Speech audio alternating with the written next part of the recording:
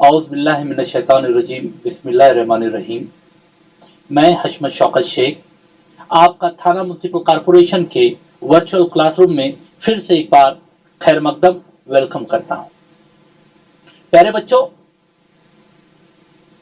Today we are going to learn a very beautiful poem that is Stopping by Woods on a Snowy Evening, written by Robert Frost. ये poem शुरू करने से पहले हम लोग जो है इसकी chit chat activity, warming up activity को देख लेते हैं। क्या है? You know, the questions are, where did you go for a picnic recently? आप अभी अभी कौन से पिकनिक स्पॉट पे गए थे, उसके बारे में लिखना है। तो प्यारे बच्चों, ड्यू टू द पेंडेमिक हम लोग कहीं नहीं गए, घरों के अंदर ही रहे हैं। लेकिन मान लेते हैं, तस्वीर कर लेते हैं कि हम लोग कहीं ना कहीं गए थे, तो आपको जगह का नाम लिखना रहेगा। क्या? Where did you go for a picnic recently? Mahabaleshwar लिख सकते हो आप लोग, ऊटी लिख सकते हो, स्विट्जरलैंड लिख सकते हो। तो वी वेंट, जो आप लोग स्पॉट लिखोगे उसका नाम लिख दीजिएगा। हु ऑल, कौन कौन से लोग, accompanied you, कौन कौन से लोग आपके साथ थे। तो योर फैमिली मेंबर्स, फ्रेंड्स, कुछ भी हो सकते हैं, है ना। जब तीसरे क्वेश्चन की तरफ हम लोग बढ़ते हैं, why did you select that picnic spot? हर एक की चॉइस अलग अलग हो सकती है। कोई हिल स्टेशन को पसंद करता है, तो कोई बीचेस, तो किसी को नेचुरल प्लेसेस पे जाना अच्छा लगता है, तो कोई हिस्टोरिकल प्लेस पसंद करता है। तो जो भी आपकी चॉइस रहेगी, why did you select that picnic spot, तो जवाब आप लोगों को पता रहना चाहिए। And the next one is what games. एक क्वेश्चन ये बन सकता है, what food and sites did you enjoy there. अब आप लोग बीच पर गए तो आप अलग गेम खेल सकते हो, जैसे बॉम्बे का हमारा वड़ा पाव मशहूर है ना, आगरे का पेठा।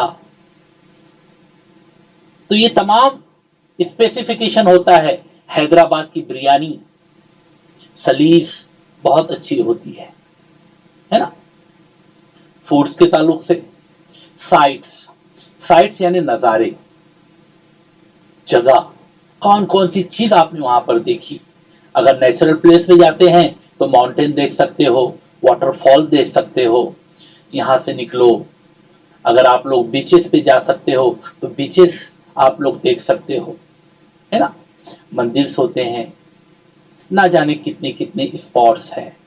तो कोई भी आपने what games food sites did you enjoy there, तो आपको कोई भी लिखना पड़ेगा कि I enjoy there biryani, whatever you eat, whatever you played and whatever you saw, you should write the answer. And what did you feel when it was time to return home. क्या महसूस कर रहे थे आप, आपने क्या महसूस किया जब आप वो जगह को छोड़कर गए, है ना। आपकी याद में बस गया होगा, कुछ ना कुछ होता है। तो ये भी आपको feelings, I felt nervous, I felt, what ever you feel, जो भी आपको महसूस हुआ होगा वो आपको लिखना होगा। बहुत अच्छी पोयम है। अब आप लोगों को चिट चैट एक्टिविटी से पता चल गया होगा कि यहाँ पर जो बातचीत शायर ने इस पोयम में लिखा है, और हमारे राइटर्स जो है इस चिट चैट एक्टिविटी के, आपको पता चला होगा कि हम लोगों से ये सवाल इसके लिए कर रहे हैं क्योंकि बड़ा प्यारा गाना है, जिंदगी एक सफर है सुहाना। तो हम लोग जो है मुसाफिर है, और मुसाफिर के बारे में ही सवालात है, कहाँ गए थे, क्या खाए, क्या देखे, तमाम चीजें। चलिए इंट्रोडक्शन देख लेते हैं हमारे इस पोएट को, जिनका नाम है रॉबर्ट फॉस्ट। बेटा, रॉबर्ट फॉस्ट के बारे में जब हम लोग बात करते हैं तो ये बहुत ही अच्छे पोएट है और विलियम वर्ड्सवर्थ को ये बहुत ज्यादा लाइक करते थे। मान लीजिए कि उनकी ये पैरवी किया करते थे। विलियम वर्ड्सवर्थ जो थे इंग्लिश लिटरेचर के बहुत बड़े राइटर भी है, पोएट भी है, और सबसे ज्यादा इन्होंने जो काम किया है वो नेचुरल चीजों पर ही लिखा है। और रॉबर्ट फॉस उनको फॉलो करते हुए उन्होंने कोशिश की है कि मैं उनके नक्शे कदम पर चल सकूं। इसीलिए ये जो पोयम है नेचुरल से यानी नेचर से जुड़ी हुई पोयम है। रॉबर्ट फॉस का जो इंट्रोडक्शन है वो कुछ इस तरीके से है। रॉबर्ट ली फॉस्ट ये इनका नाम है, जो 1874 को जन्मे और इनका इंतकाल जो हो गया 1963 के अंदर हुआ। Was an American poet. यहां पर पोएट लोगों की भी दो कैटेगरी है बेटा, एक है अमेरिकन और एक है ब्रिटिश। जब अमेरिकन की बात करते हैं तो ये अमेरिकन पोएट है और ब्रिटिश पोएट्स अलग होते हैं। He is highly regarded for his realistic depictions of rural life.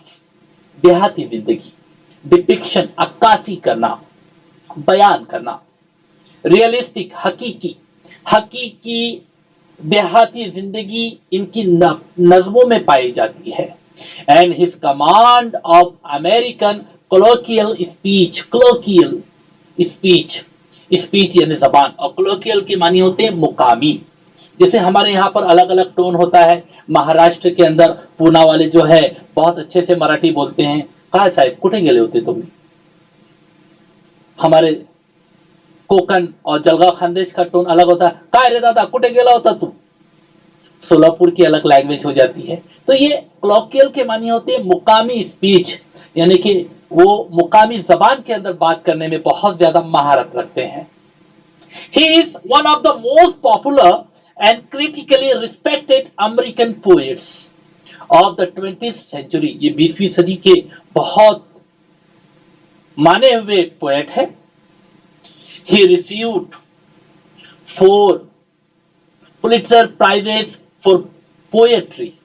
इनको जो है साल में एक मर्तबा अमेरिका के अंदर हर शायर को ये इनाम दिया जाता है, ये प्राइज दिया जाता है पुलिट्जर। और 4 मर्तबा इनको ये पोयम, 4 मर्तबा इनको ये इनाम से नवाजा गया है इन दिस पोयम। और ये पोयम के अंदर रॉबर्ट फॉस ने क्या कहा है? Describe a little incident happening in a snowy evening. As a traveler, the poet is fascinated by the beautiful scenes in the woods. He stops to enjoy, but his mind urges him to go on. ये जो paragraph है बेटा, यही आपका centre idea है poem का, कि in this poem, इस नज़म में, द पोएट डिस्क्राइब्स, उन्होंने बताया है, डिस्क्राइब किया है, वजाहत की है, अ लिटिल इंसिडेंट, एक छोटे से वाकये को, हैपनिंग, जो हो रहा है, इन अ स्नोइंग इवनिंग, बर्फबारी होती हुई शाम के वक्त। एज अ ट्रैवलर, और एक मुसाफिर की हैसियत से, the poet is fascinated by beautiful scenes, और वो इस खूबसूरत नज़ारे से बहुत ज्यादा फैसिनेटेड हो गए, उनमें उसके दीवाने हो गए, उसकी तरफ अट्रैक्ट हो गए। In the world, in the woods, उस जंगल के। अब यहां पर वुड्स, जब वुड्स की बात बोलती है तो जंगल, लेकिन बेटा क्या होता है, वुड्स स्पेशली बहुत ज्यादा घने झाड़ियां वगैरह, दरख्त वगैरह के इलाकों को बोलते हैं। और यहां पर हम लोग थोड़ी देर के लिए तस्वीर कर लेते हैं जंगल को ही, फॉरेस्ट को ही। ही स्टॉप टू एंजॉय, वो वहां पर ठहरते हैं लुत्फ उठाने के लिए। बट हिज माइंड, लेकिन उनका जो दिमाग है, अर्जेस, उन पर दबाव डालता है। क्या डालता है? हिम टू गो ऑन, कि उसे चलते रहना है। ठीक है जी। शाम का वक्त, पोएट साहब अपने घोड़े पर बैठे हुए, ऊंट्स, बर्फबारी का नज़ारा आप लोग देख रहे हो, ऊपर से बर्फ गिर रही है और जो शायर है वो अपने आप चलते चले जा रहे हैं। पहले हम लोग पोएम को रीड कर लेते हैं, उसके बाद में हम लोग इसका एक्सप्लेनेशन देखेंगे। देखते हैं poem. Whose woods these are? I think I know. His house is in the village, though he will not see me stopping here to watch his woods fill up with snow. The first stanza I repeat. Whose woods these are? I think I know. His house is in the village, though he will not see me stopping here to watch his woods fill up with snow. This was the first stanza. Second stanza की तरफ चलते हैं।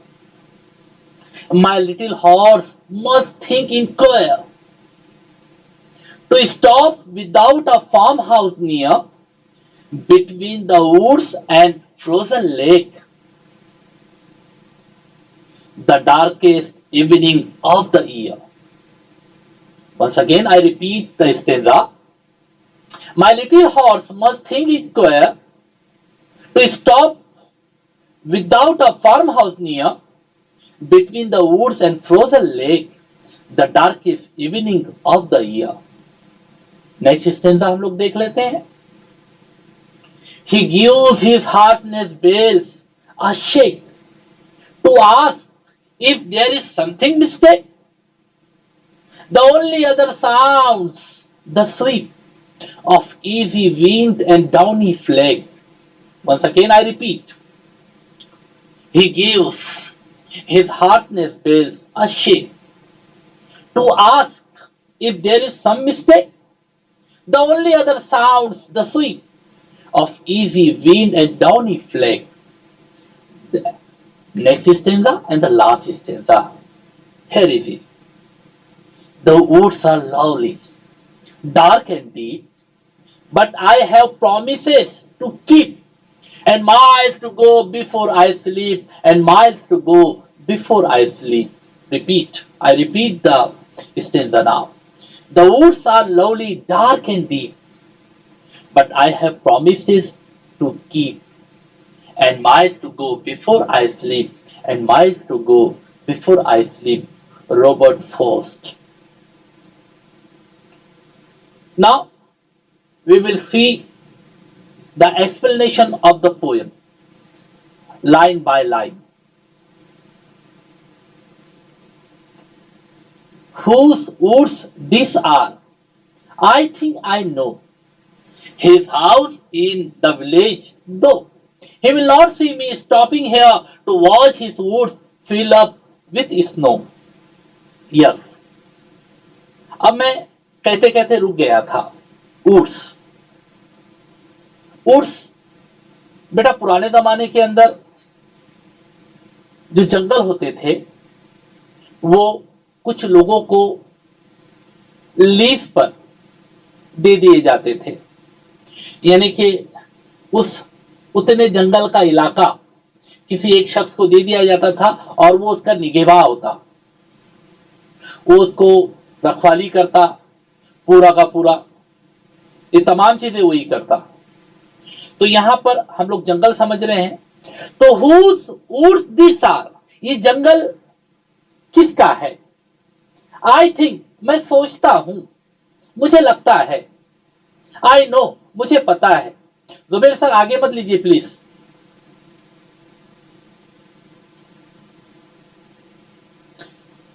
His house is in the village.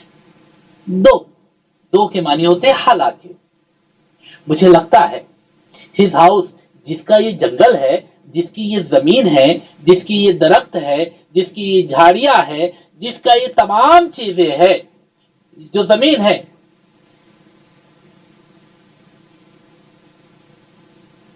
पीछे ले लीजिए please.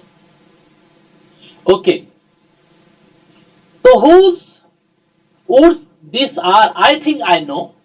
His house in the village, तो हालांकि ये जो घर ये जो जमीन जिसकी है ना, इसका घर हालांकि कहां पर है, विलेज, देहात में है, और मुझे पता है ये जमीन किसकी है, और जिसकी ये जमीन है उसका घर देहात में है। He will not see me stopping here. वो शख्स जिसकी ये जमीन है, जिसका ये जंगल है, ही विल नॉट सी मी, वो मुझे नहीं देखेगा, वो मुझे नहीं देख पाएगा। स्टॉपिंग हेयर, अगर मैं यहां पर ठहरता हूं तो, to watch his woods fill up with snow, और अगर मैं यहां पर ठहरता हूं और देखता हूं, फिल अप, भरते हुए, विथ स्नो, इस जंगल पर जो बर्फबारी हो रही है, बड़ा खूबसूरत नजारा है। शायर कह रहे हैं कि अगर उसके यहां पर मैं उसकी सरजमीन पे अगर रुकता हूं, अगर उसके जंगल पे अगर मैं रुकता हूं, तो इसका जगह का मालिक जो है वो मुझे नहीं देखेगा, क्योंकि वो गांव में रहता है, और बहुत प्यारा नजारा है, और मैं ये चीज को देखना चाहता हूं। बेटा देखो, हम लोगों को राइमिंग स्कीम और राइमिंग वर्ड्स पता रहने चाहिए। हमने यहाँ पर ग्रीन से आपको मार्क करके रखा है, तो ये सबके सब राइमिंग वर्ड्स हुए। नो, दो, हेयर, स्नो, ये सब राइमिंग वर्ड्स है। और राइमिंग स्कीम के लिए, अब देखो यहाँ पर सिर्फ नो, दो और स्नो, ये तीनों का जो साउंड है वो सेम है, और सिर्फ एक साउंड अलग है, हेयर, है ना। इसके लिए हम लोगों ने नाम दे दिया ए बी ए। ओके, समझ में आया आप लोगों को। Next stanza.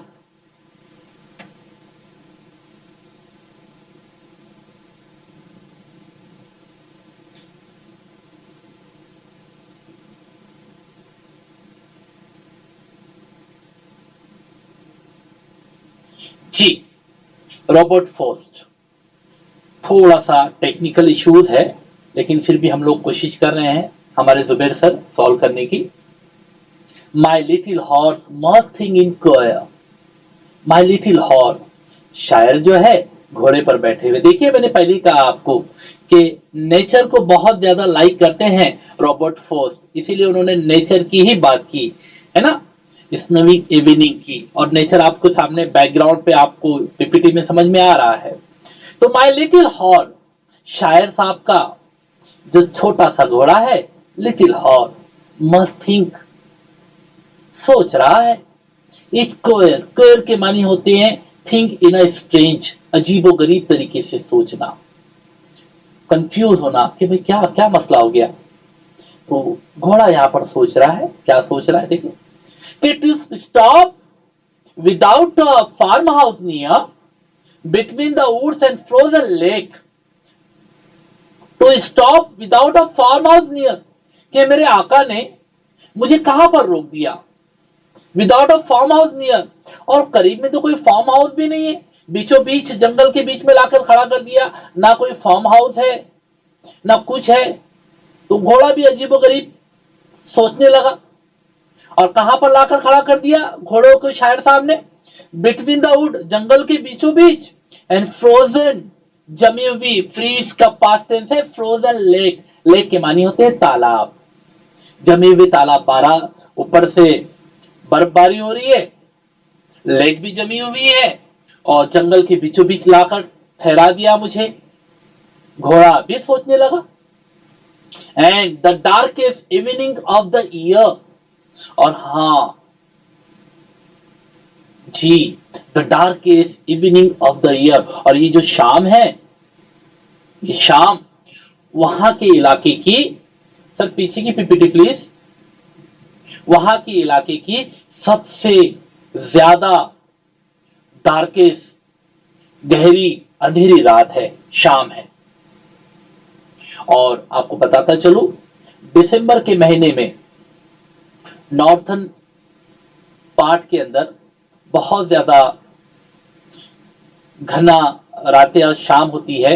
20, 21, 22 और 23 दिसंबर को बहुत ज्यादा वहां पर अंधेरा होता है। तो यही यहाँ पर शायर साहब कह रहे हैं कि my little horse think it queer, कि अजीब गरीब तरीके से सोच रहे हैं, तो stop without a farm house near, कि कोई करीब में कोई फार्म हाउस नहीं है, between the woods and the frozen lake, the darkest evening of the year. फिर से हम लोग थोड़ा सा यहां पर राइमिंग वर्ड्स और राइमिंग स्कीम को देख लेते हैं। देखो ग्रीन से लॉक किया हुआ है आप लोगों के लिए, क्वेर, नियर और ईयर, ये तीनों की जो प्रोनाउंस है, साउंड है, सेम है, और इसके अंदर लेक का साउंड थोड़ा सा अलग है। तो लास्ट स्टेंजा के अंदर हमने आर की जो आवाज थी उसको बी दिया था, तो यहां पर बी बी सी बी, क्योंकि लेक एक अलग वर्ड हुआ, इसके लिए यहां पर जो है आपको सी लिखना होगा।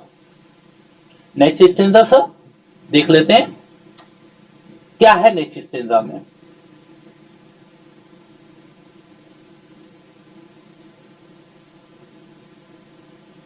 जी, Robert फोस्ट।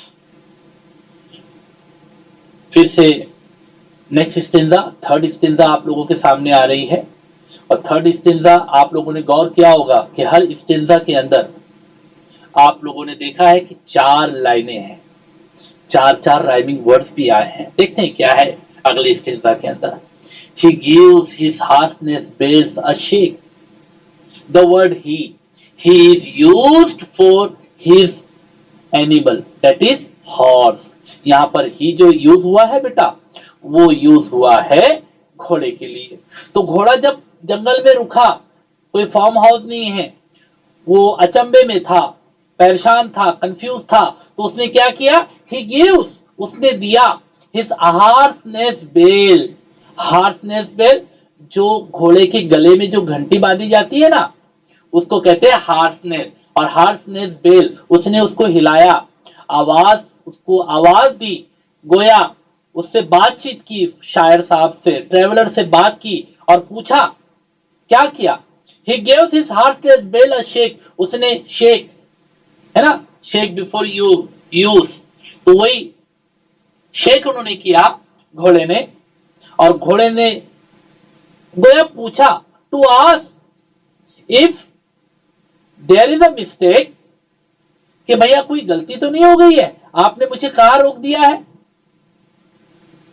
The only other sounds the sweep, और पहले तो बेल की आवाज, and the other sounds the sweep, सरसराहट की आवाज सुनाई दे रही, एक तो बेल की आवाज और दूसरी सरसराहट की आवाज, ऑफ इजी विंड, हवा चलने की आवाज, धीमी धीमी सी, मध्यम मध्यम सी जो हवा चल रही है उसकी आवाज सुनाई दे रही है, एंड डॉनी फ्लेक, और बर्फ गिरती हुई फ्लेक की आवाज सुनाई दे रही है।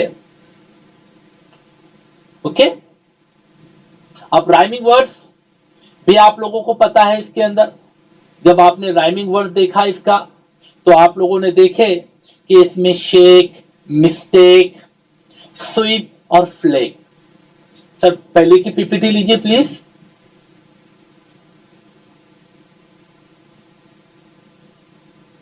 जी जी जी सर, पहली बार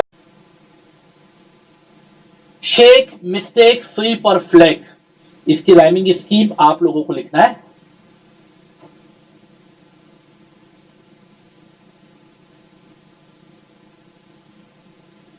शेक, मिस्टेक, फ्लैग आप लोगों ने देख लिया, इनको हमको नाम देना है इस तरीके से, सी सी डी सी, सिर्फ स्वीप की आवाज अलग है, और नया वर्ड आया इसलिए सी के बाद में हमको कौन सा वर्ड लेना था, डी, इसलिए हमने डी ले लिया। Next,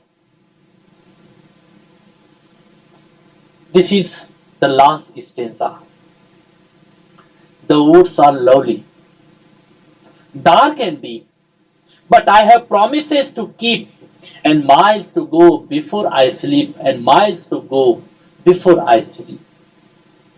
The woods are lovely, जो जंगल है बहुत ज्यादा खूबसूरत है, एंड डीप और गहरा भी है, but I have promise to keep, और मुझे जो मैंने वादा किया है, I have promise to keep, उसको निभाना है, मुझे मेरे वादों को निभाना है, एंड माइल्स टू गो, और मीलों दूर जाना है, बिफोर आई स्लीप, सोने से पहले, मुझे मीलों दूर जाना है सोने से पहले। बेटा ये जो स्टेंजा है इंग्लिश लिटरेचर के अंदर इसको बहुत ज्यादा वैल्यू हासिल है, और हमारे पहले वजीर आजम जनाब पंडित जवाहरलाल नेहरू को ये आखिरी की दो लाइंस बहुत ज्यादा पसंद थी, और वो हमेशा ये हमारी अपनी खुद की तकरीरों के अंदर ये दो लाइंस का बड़ा इस्तेमाल करते थे, and miles to go before I sleep, and miles to go before I sleep. ये जो स्टेंजा है हमारी जिंदगी की अक्कासी करती है। शायर कहना चाहते हैं कि ये जो दुनिया है, ये जो उर्स है, यहाँ पर तशबीह दी है उन्होंने दुनिया से कि ये जो दुनिया है बहुत खूबसूरत है, बहुत घनी भी है, और बहुत ज्यादा अंधेरिया भी यहाँ पर मौजूद है ना। गम भी है, खुशी भी है, धूप भी है, छाव भी है, जिंदगी के बारे में शायर कह रहे हैं। लेकिन लेकिन चलो भली दुनिया तो बहुत खूबसूरत है, लेकिन मुझे वादा निभाना है, मुझे अपनी जिंदगी को कुछ ना कुछ बनाना है, और बनाकर मुझे तरक्की करना है। I have promises to keep, मुझे अपना वादा निभाना है। सोने से पहले, यहाँ पर स्लीप से मुराद मरना है। मौत की आगोश में जाने से पहले मुझे अपने तमाम वादे निभाना है। ये आपकी पोयम है। और यहाँ पर देखो आप लोग राइमिंग वर्ड्स क्या है, deep P, keep P, sleep P, slip P, यानी सब में जो है पी आया है, और आपके सामने राइमिंग वर्ड्स और राइमिंग स्कीम जो हो गई है डी डी डी, ये हो गई है। Okay sir, next slide please जी। एप्रिसिएशन ऑफ द पोएम, ये पहले मैंने डाल दिया हूं आप लोगों को ताकि आप लोग इसको अच्छे से समझ ले क्या है ये। आप लोगों को देखे थे आपने राइमिंग स्कीम क्या था, ये तमाम चीजें क्या थी, आप लोगों ने देखा था। टाइटल आप लोगों को पता है, stopping by woods on a snowy evening वाला। Name of the poet Robert Frost. Rhyming scheme first stanza की A B A, second stanza की B B C B, next stanza की the third one is C C D C, and the last one is D D D. और figure of speech यहाँ पर जो use हुई है वो use हुई है बेटा एलिट्रेशन। और सेंटर एरिया के लिए आपको मैंने पहले ही कहा था कि जो फर्स्ट पैराग्राफ हम लोगों ने इंट्रोडक्शन में देखा था उसी का आप लोगों को जो है लिख देना है सेंटर आइडिया के लिए। Sir next slide please. ये हम लोगों ने देखा था। In this poem the poet describe a little incident happening in a snowy evening. As a traveler, the poet is fascinated by the beautiful scenes in the woods. He stopped to enjoy, but his mind urges him to go on. चलते रहने के लिए दबाव डाल रहा था दिमाग, है ना। ये तमाम चीजें याद रखिएगा आप लोग। नेक्स्ट स्लाइड सर प्लीज जी। जब हम लोग बात करते हैं तो आप लोगों को जो है इंग्लिश वर्कशॉप बहुत इंपॉर्टेंट होता है, किया कीजिए आप लोग। क्वेश्चन नंबर 3 का जो होता है वो पोएम के क्वेश्चंस होते हैं कंप्रीहेंशन के लिए, और यहां पर ये आप लोगों को करना जरूरी है। देखते हैं क्या है, जो भी सही सवाल होगा आपको टिक करना है, जो गलत है वहां पर आपको क्रॉस का निशान लगाना है। पहला क्वेश्चन पढ़ लेते हैं। The speaker stop to watch rain falling among the trees. Rain falling नहीं हो रही थी वहां पर, बल्कि क्या हो रहा था, स्नोइंग फॉलिंग हो रही थी, यानी पहला क्या रहेगा, गलत, है ना। Next one, the owner of the woods is known to the speaker. जो हमारे रॉबर्ट फॉस्ट है, जो ट्रेवलर है, स्पीकर है, बयान करने वाले जो है, वो जंगल वाले को पहचानते थे, है ना। उन्होंने पहले स्टेंजा में कहा था, whose woods these are I think I know whose house is in the village दो, याद आया आपको? तो यहां पर होगा टिक yes. The house is worried about the cold and want to sleep going. The house is worried about the cold and want to keep going. क्या लगता है आपको, सही या गलत? यस, आप लोग डिसाइड कर लीजिएगा, ये आपके लिए छोड़ रहा हूं मैं। The speaker doesn't emphasize open the beauty of woods and he is passing through. ये दोनों चीजें आप लोग कीजिएगा। अगली जो एक्टिविटीज है ये भी आप लोग देख सकते हैं क्या है कैसा है। अगर कोई डिफिकल्टी होती है तो आप लोग आपके सब्जेक्ट टीचर से भी कांटेक्ट कर सकते हो। देखते हैं, find out the lines from the poem as a proof for the following explanation. There is no one to catch the speaker trespassing. The word trespassing, trespassing के माने से बगैर इजाजत किसी की जगह में चला जाना। तो ये लाइन कौन सी हो सकती है? तो ये लाइन है He will not see me। दोनों लाइनें लिख दीजिएगा। He will not see me stopping here to watch his woods fill up with snow। उसी के साथ साथ अगला जो है, The little horse draws his master's attention by shaking his harness bell। याद आया? वो लाइन आपको लिखना है। The next one, the horse seems anxious to keep going। anxious के माने होते हैं परेशान होना, बेचारा परेशान हो गया। वो लाइन कौन सी है ना? पहली दूसरी स्टेंजा की पहली लाइन भी आपको लिखना है।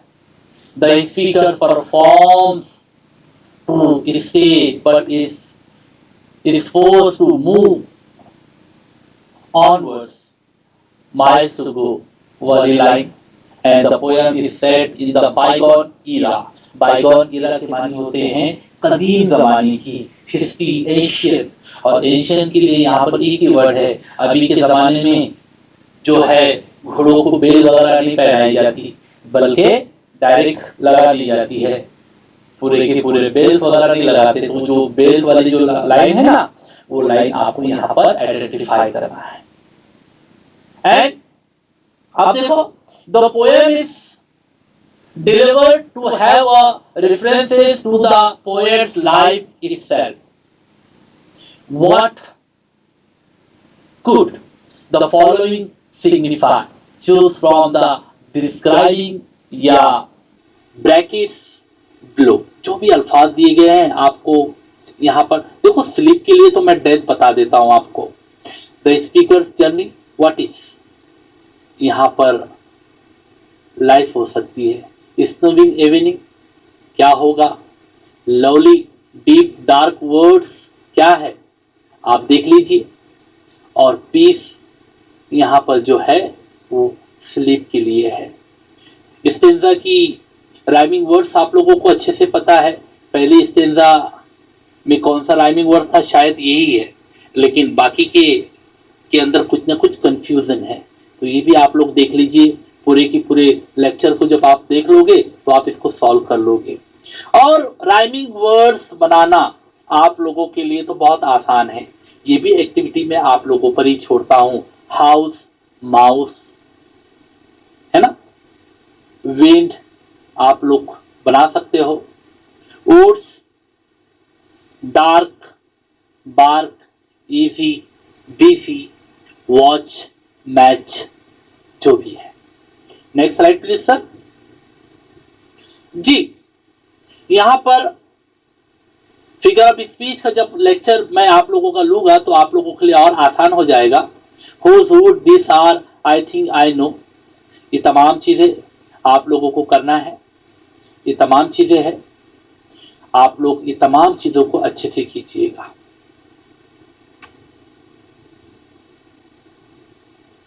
Thank you. So much. लेकिन लेकिन लेकिन लेकिन आपने जो खूबसूरत पीपीटी देखी, लेकिन हम लोग इसको अच्छे से यूज नहीं कर पाए। और ये जो पीपीटी बनाई है हमारे बहुत अजीज दोस्त जनाब अंसारी राशिद अख्तर फैज साहब ने बनाई है, जो कि बीएमसी के अंदर टीचर है, वर्चुअल क्लास भी उन्होंने ली है और बहुत मेहनती और बहुत काबिल टीचर है। सर, मैं आपका तहे दिल से शुक्रिया अदा करता हूं और नेक्स्ट लेक्चर में हम लोगों की मुलाकात बहुत जल्द होगी। जब तक के लिए खुदा हाफिज।